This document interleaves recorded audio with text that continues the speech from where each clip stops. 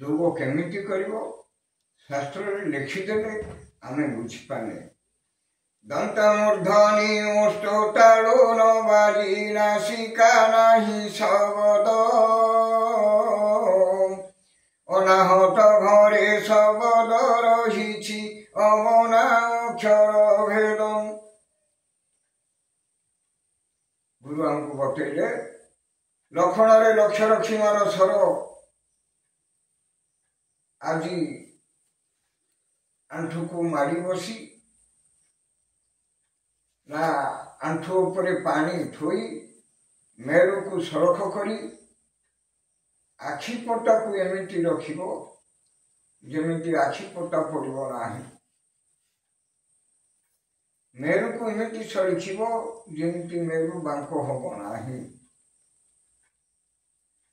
ଆଖିରୁ ଲୁହ ବହିବ ନାହିଁ। ପାଟିରୁ ପାଣି ଲାଳ ବହିବ ନାହିଁ। ନାକର ପବନରେ ଶ୍ୱାସ ଏମିତି ନବ ଯେମିତି ତୁଳା ହଲିବନି। ଏତିକି ଯେତେବେଳେ ହେବ ତାପରେ ଆମେ ଯାଇ ମିଶିବା କାହା ସହିତ ଯାହାକୁ ଖୋଜୁଛେ। ଅର୍ଥାତ୍ ଏ ଆସନକୁ କୁହାଯାଇଛି ଶବ ଆସନ ବା ସମାଧି ଯୋଗ। ମଢ଼ ଯୋଉ ଭଳି ବିକାର ଶୂନ୍ୟ ତାର କୌଣସି ଚେତନା ଶକ୍ତି ନଥାଏ, ସିଏ ପୁରା ନିର୍ଜୀବ। ସେତେବେଳେ ଆମେ ଯେତେବେଳେ ସବୁ ମାରିଦେବା, ଆମ ଶରୀରର ସବୁ ଇନ୍ଦ୍ରିୟ ଅବୟବ ଗୁଡ଼ାକର ଚେଷ୍ଟା ଗୁଡ଼ାକ ନଷ୍ଟ ହେଇଯିବେ, ତାହେଲେ ସେ ଯୋଗ ମୁଦ୍ରାଟା ଖୋଲିବା ପାଇଁ ଜଣେ ଗେଟ୍ କିପର ଆମ ଦେହରେ ଅଛି। ସେ ଗେଟ୍ କିପର ହେଉଛି ନା ଲଲାଟ ଚକ୍ରରେ ଆଜ୍ଞା ଚକ୍ରରେ ଅଛି। ତା ନାଁ ହେଉଛି ଆଦିଶକ୍ତି ବା ଯୋଗ ମାୟା। ଏଣୁ ମୁନି ଋଷିମାନେ ଯିଏକି ଏ ବିଷୟବସ୍ତୁ ନେଇକରି ଗବେଷଣା କରିକି ଆର ତତ୍ତ୍ୱ ରହସ୍ୟକୁ ଉନ୍ମୋଚନ କରିଥିଲେ, ସେମାନେ ପୁଣି ଅନୁଭବ କରିଥିବା ଜିନିଷଟି ଲେଖିଦେଲେ।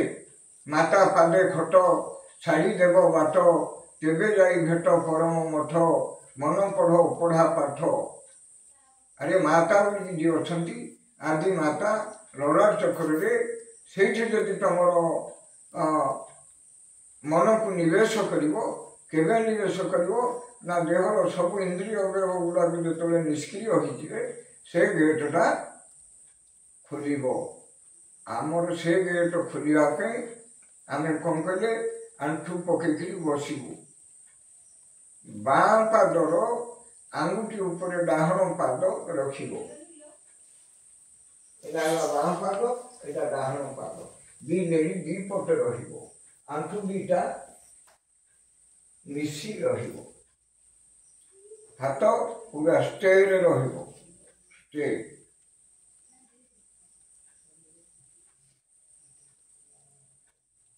ପୁରା ନିର୍ଜୀବ ଜୀବନ ଶୂନ୍ୟ ଭଳି ବସିବ। ପେଟକୁ ଅର୍ଦ୍ଧକୁମ୍ଭକ ଅନ୍ତର୍କୁମ୍ଭକ ରଖିବ। ପେଟ ପମ୍ପିଂ ହବନି।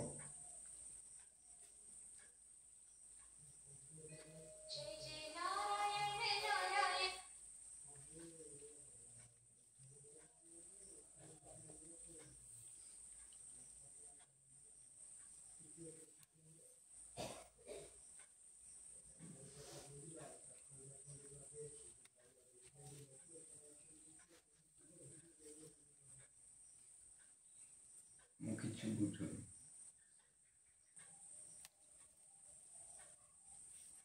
ଯୋଗର ନିୟମ କେମିତି?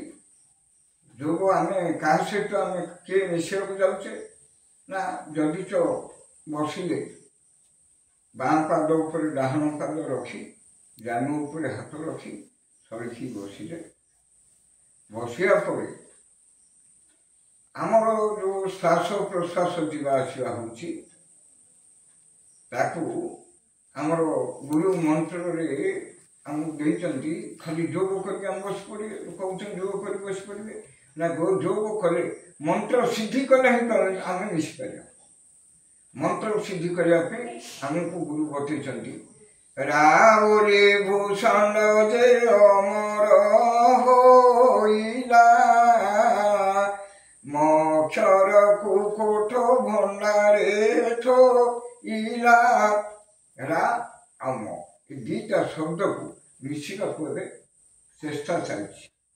ଏଣୁ ଆମେ କ'ଣ କରୁଛେ ନା ଆମର ଯେଉଁ ମସ୍ତିଷ୍କ ବୋଲି କହୁଛେ, ଆକୁ ସହସ୍ରାର କମଳ କହୁଛେ, ଆକୁ ଗୋଲାହାଟ ପାଟଣା କହୁଛେ, ଆକୁ କାଉଳି ମଣ୍ଡଳ କହୁଛେ, ଆକୁ ଜ୍ୟୋତି ଘର କହୁଛେ, ଆକୁ ବିନ୍ଦୁ ଘର କହୁଛେ, ଆକୁ ଅବାଳ ଘର କହୁଛେ। ଏ ଜିନିଷଟା ଉପରେ ଜାଣିବା ପାଇଁ ହିଁ ଯାହା କରାଯାଉଛି ତାହା ହେଉଛି ଯୋଗ।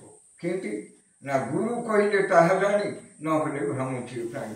ଯୋଗ କେମିତି କରିବା, କାହା ସହିତ କେମିତି ମିଶିବା ନା ଦେଖ, ନାସିକା ଯେ ମେରୁକଣ୍ଠ ଶିରସ ରଖିବ, ଆପଣା ନେତ୍ରରେ ହେତୁ ଦ୍ୱାରେ ଅନାଇବ। ଏ ନାସିକାଗ୍ର ସହିତ ଧ୍ୟାନ ଦେଇ ଆଖିକି ସ୍ଥିର ରଖି ପୁରା ଚୁପ୍ ହେଇକି ବସିବ।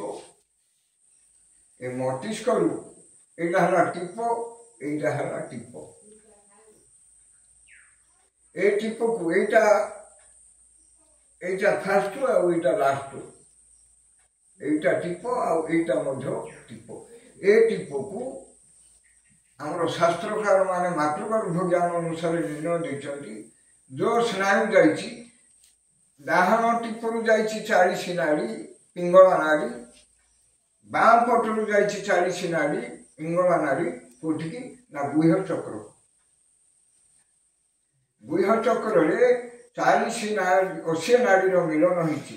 ମିଳନର ମୂଳ ଗ୍ରନ୍ଥିଟା ହେଲା ଶିଶୁମୁନା ନାଡ଼ି। ଶିଶୁମୁନା ନାଡ଼ିଟା ଆମ ମେରୁ ହାଡ଼ ଭିତରେ ଯାଇଛି କୋଉଠିକି, ଏମିତି ଗୋଟେ ଜାଗାକୁ ଯାଇଛି, ସେଟା ହେଉଛି ଅନ୍ଧକାର ଭୂମି, ଯୋଉଠି ସୂର୍ଯ୍ୟ ଆଲୋକ ପଡୁନି।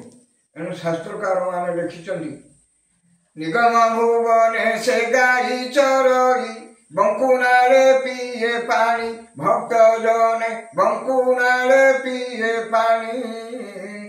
ନୈମିଷା ଅରଣ୍ୟ ଗାଈର ଶୟନ, ଗୁରୁ ସେ ବିଠିଲେ ଜାଣି। ଗାଈ ବୋଲେ ଆତ୍ମା ଯେତେବେଳେ ଆମ ଡାହାଣ ପଟରେ ପବନ ଯାଉଛି, ସେ ଛୁଇଁଛି ସହସ୍ର ରକମର ପାୱାର ଯୋଗୁଛି। ଦିନ ଆଉ ବ୍ରହ୍ମାଣ୍ଡ ଦିନ ରାତି, ପିଣ୍ଡର ଦିନ ହେଲା।